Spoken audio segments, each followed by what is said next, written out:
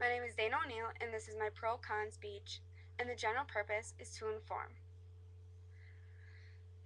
Imagine if someone close to you was dying, and each breath that they took was agonizing not only for them, but for you as well. Imagine if there was no medicine or surgery that could take away their pain. Their life before your eyes has become a living torture. What would you do? The word euthanasia comes from the Greek, eu meaning goodly or well, and thantos meaning death. Euthanasia, according to MedicineNet.com, literally means just that, good death.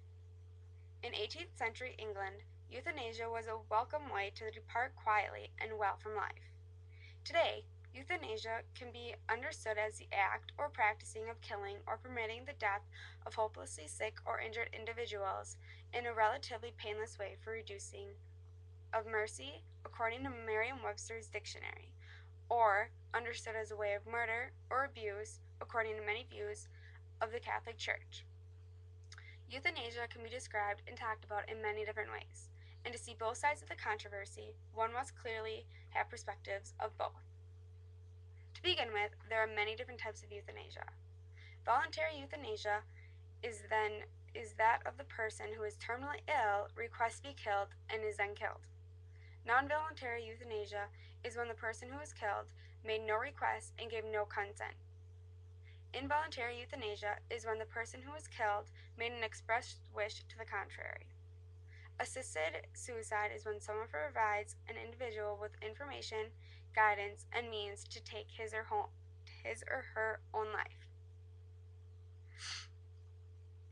When it is a doctor who helps another person to kill themselves, it is called physician-assisted suicide, and they use tools of medicines, injection, and pulling of the food and water supply plug. Euthanasia by action is intentionally causing a person's death by performing an action such as by giving a lethal injection. And lastly, euthanasia by omission is intentional cause of death by not providing necessary and ordinary care of water or food.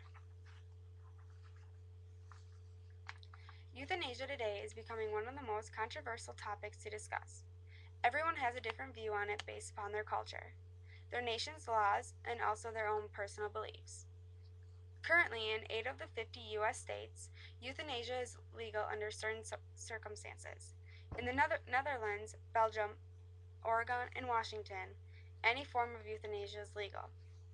Even though it is legal, it does not always mean that it is accepted by everyone living in the state. For many people, they believe that euthanasia is a way of providing terminally ill people the relief of extreme pain. Euthanasia, to those who believe it is acceptable, believe it provides a way of relief when a person's quality of life is low. To them, the quality of life being low may include the person's self-esteem, self-confidence of becoming healthier, or decrease in hope and motivation to have faith in them to become healthier. Also, it is a way to free up medical funds that could be used to help others that have a higher chance of survival compared to those that are terminally ill. To get into more politically correct terms, those that believe in the act of euthanasia believe that it is another case of freedom of choice. One last argument that is made by those that believe that euthanasia is acceptable is that they believe no one should be forced to stay alive, and neither the law nor medical ethics should require that everything be done to keep a person alive. They stand strong on the opinion that it would be cruel and inhumane to keep the patient alive, even against their better wishes. The help that they believe in most is that of making the patient's time left as comfortable and relaxed as possible. Those that believe that euthanasia is an act of mercy killing for the well-being of the patient stand clear on the fact that it should be based upon the wishes of the terminally ill person and should not be considered against the human being. According to Newsers News, in May 2009, a 66-year-old cancer patient was the first to opt for physician-assisted suicide under Washington State's new Death with Dignity law. Linda Fleming was suffering from stage 4 pancreatic cancer and decided to take a lethal dose of medication and was surrounded by her family, friends, and even her dog. Linda Fleming stated weeks before the decision that the pain became unbearable, and she was a very spiritual woman, and it was important for her to stay conscious, clear-minded, and alert at the time of her death. Those that support the acts of euthanasia often say that it is already considered permissible to take human life under some circumstances, such as self-defense, but they are missing the point that when one kills for self-defense, they are saving innocent life, whether it be their own or someone else's. With euthanasia, no one's life is being saved, only taken away. The handful of people that believe euthanasia should be illegal and not even considered are those that stand strong on the fact that it is very inhumane. They believe that euthanasia devalues human life in every way possible. They believe that euthanasia takes away a person's dignity to the right to life. Those that believe that euthanasia is wrong believe that the act of euthanasia would quickly be available to everyone, not just those that are terminally ill or need the care of physicians. Those that are against euthanasia also believe that it is the rejection of the importance and value of human life. There is a lot more to be remembered and thought about when considering taking away one's life. Everyone is entitled to human dignity and the right to live their life the way they plan on it. No one should be able to tell them differently or make choices for them.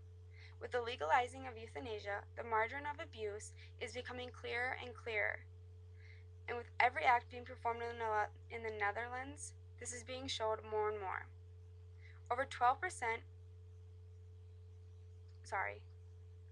in 1990, 1,030 Dutch patients were killed without their consent. Over 12% of these patients were mentally competent but were not consulted at all. They were overall essentially murdered, and since euthanasia is legal in the Netherlands, the deaths went unpunished by those that caused it. To those that are against the act of euthanasia, life is precious and should be controlled by the one living it, not by the views and advice of others. In 2006, Haley Porter, an 11-year-old girl from Massachusetts, was hospitalized after her stepfather burned her and beat her nearly to death with a baseball bat.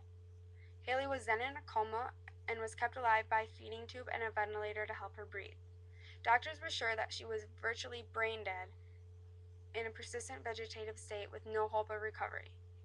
The Massachusetts Department of Social Services wanted to remove Haley's feeding and breathing tubes, calling her hopeless and her condition irreversible.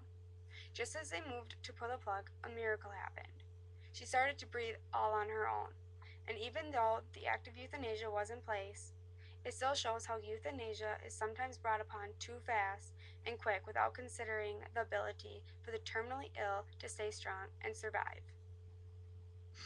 In conclusion, euthanasia is a form of mercy killing, with two big, completely different meanings of words wrapped into one. Everyone's entitled to their own thoughts, opinions, views, and perspectives, and no matter what the case may be, consideration to take action should be thought about twice. It shows love to want to take away pain from a loved one, but it also shows love to support the dignity and human rights of those who want to fight to survive no matter what the case may be. Thanks for your time.